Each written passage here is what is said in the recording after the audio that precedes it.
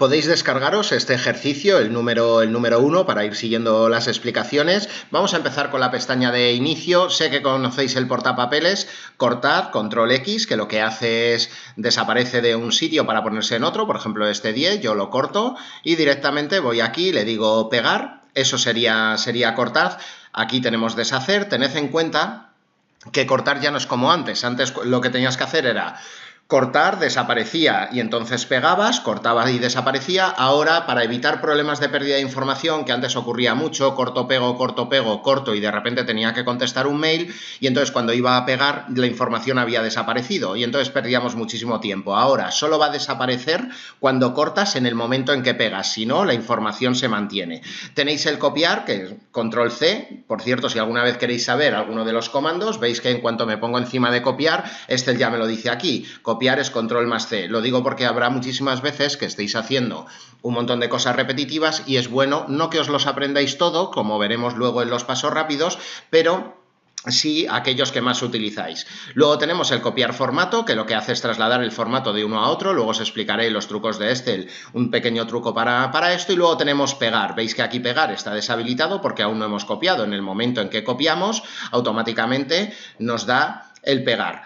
Tened en cuenta que hay pegados especiales, como ya sabéis, y aquí los más importantes suelen ser el de pegar valores, sobre todo ya lo ensayaremos cuando tienes una fórmula y entonces copias, pegas, pero claro, trasladas la fórmula, no el valor, por eso tenemos que copiar y pegar valores, y además también se suele utilizar muchas veces el de transponer. Este de transponer, básicamente, ¿qué significa? Significa que yo puedo seleccionar desde nombre hasta producto, lo copio, pero lo que quiero es pegarlo en columna. Bueno, pues en ese caso me pondría aquí y le diría, quiero pegar, pero transponer, y entonces él automáticamente aquello que está en columna me lo pone en línea y aquello, como en este caso que está en línea, me lo pone en columna. Vamos a darle a deshacer para seguir con nuestra tabla. Una vez que tenemos nuestra tabla, lo primero que hay que saber es que hay que empezar a escribir en la A1.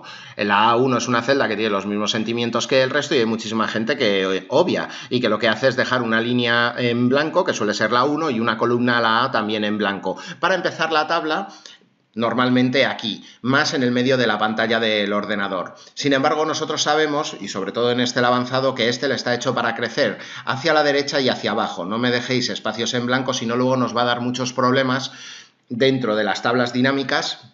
Y además con el combinar correspondencia. Lo que tenemos que hacer es empezar a escribir en la A1, primero escribimos todo lo que necesitemos, luego calculamos, repasamos y por último, que sea lo último, le damos formato. Después de ver el portapapeles nos vamos a ir al menú de fuente.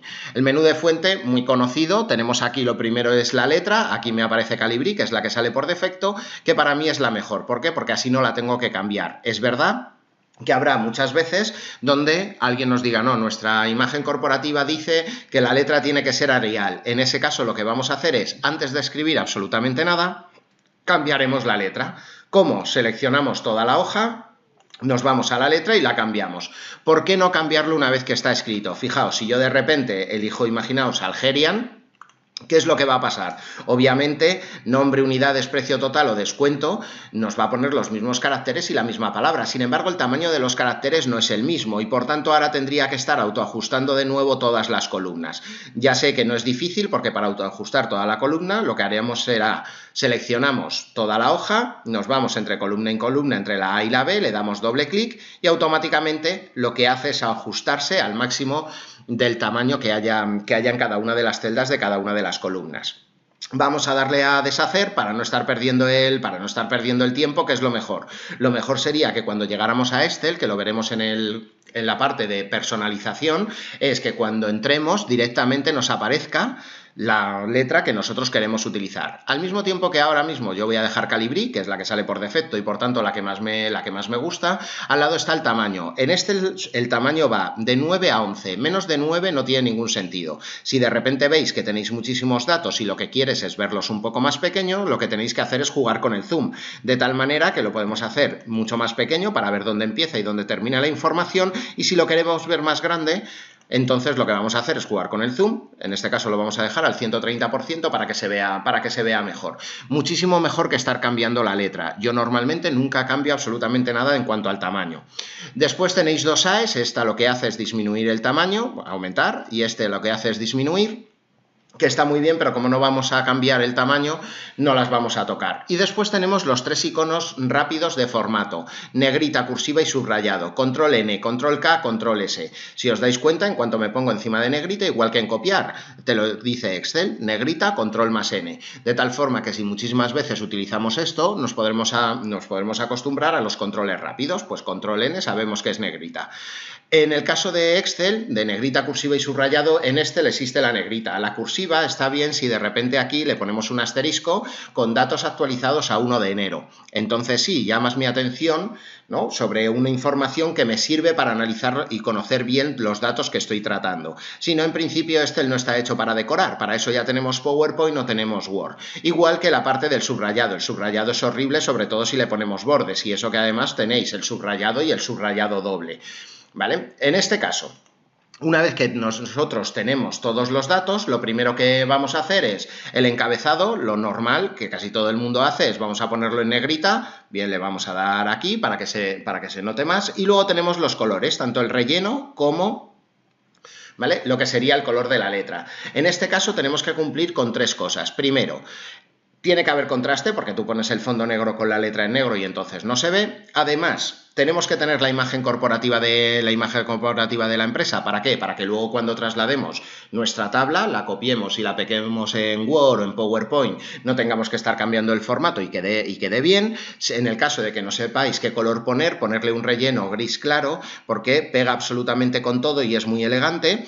Y además debemos empezar a utilizar colores que no sean muy agresivos. La mayoría de las personas vienen al relleno y muchas veces ponen amarillos y ponen rojos, luego te duele la cabeza. Entonces, vamos a intentar utilizar, que será por colores pastel. En este caso nosotros le vamos a poner un gris claro para que quede bonito. Ya hemos visto, la letra no se toca, y si hay que tocarla, entonces lo que vamos a hacer es personalizar Excel. El tamaño 11, que está muy bien, y si lo queremos ver más grande o más pequeño, con el zoom. Tenéis las dos AES, una para aumentar y otra para disminuir tamaño, pero que como no lo vamos a cambiar es mejor no tocar. Negrita, cursiva y subrayado, al no ser que sea muy necesario, ¿vale? Pero si no, en principio lo único que vamos a utilizar es negrita. Y hemos visto los colores. ¿Qué más nos falta? Nos faltan los bordes. Para ponerle los bordes, lo más fácil que es, nada de borde doble grueso con tirabuzón en tres colores, porque al final, ¿qué ocurre? Que si pierdes mucho tiempo dándole formato a esta tabla, cuando de repente te aparece una nueva persona, en este caso sería la F, ¿qué es lo que ocurriría? Hombre, lo que nos estaría ocurriendo es que tendríamos que quitar todos los bordes para volver a ponerlos. Entonces, lo que vamos a hacer, ¿qué es? Lo que vamos a hacer es seleccionar la tabla, nos vamos a ir a bordes y vamos a decirle todos los bordes. Y eso es lo que suelo hacer yo.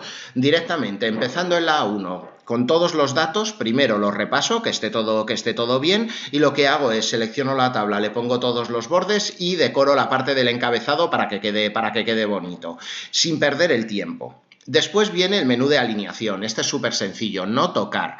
Es verdad que hay muchas veces donde, por ejemplo, unidades, oye, nos gustaría que estuviera centrado. Bueno, pues en ese caso lo que hacemos es seleccionamos y nos vamos aquí, vamos a centrar. Se queda centrado, oye, porque queda muchísimo mejor para que todo el mundo lo entienda o para que no confundan los datos de una columna con los de otro. Todo eso me parece muy bien. El problema viene aquí sobre todo con estos que son sangrías, que tiene muchísimo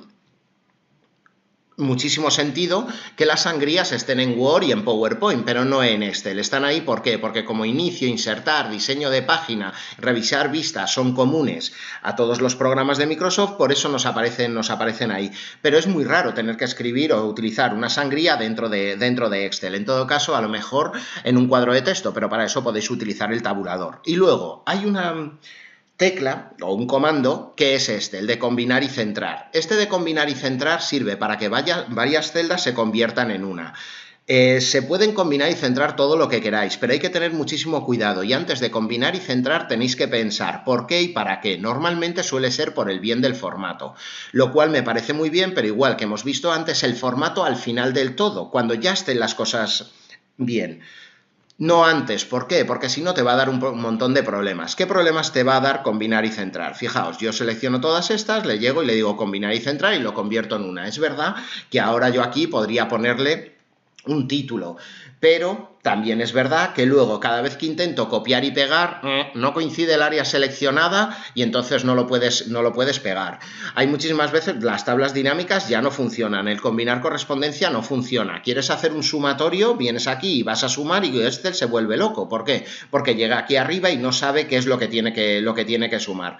Por eso, ¿se combinan y se centran celdas? Claro que sí, pero tenéis que tener muchísimo cuidado a la hora de hacerlo. Vamos a darle a deshacer, que por cierto, si os ponéis ahí, veréis que es control más Z, por si alguna vez lo necesitáis. Por tanto, copiar y pegar, que lo hemos visto aquí con el copiar formato. La parte de fuente, no perdáis demasiado el tiempo en eso, perderlo cuando ya hayamos terminado de trabajar. Alineación, oye, para ponerlo todo mucho más bonito, y muchísimo cuidado con la parte de combinar y centrar.